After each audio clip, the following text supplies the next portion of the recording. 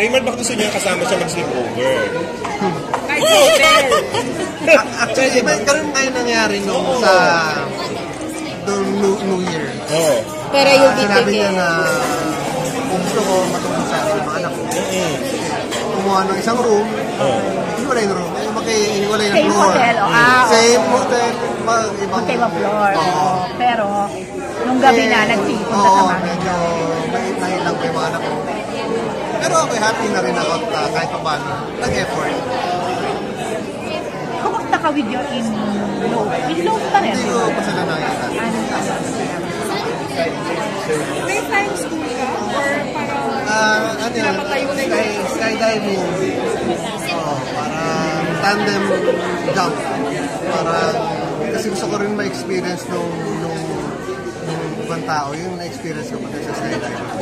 Na magka-tandem, aangkas ka sa kanila. So, sabay-sabay tayong tatalon. Tarito siya, no? Flying in tandem. And then, skydiving. skydiving.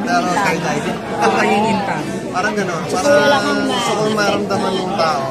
Bago pinag-akapan. Sa umpisa lang naman. Kids dinadala mo din. Kung pwede. Actually, sa Santino gusto niya subukan. O bakit hindi pa pwede? Hindi pa pwede.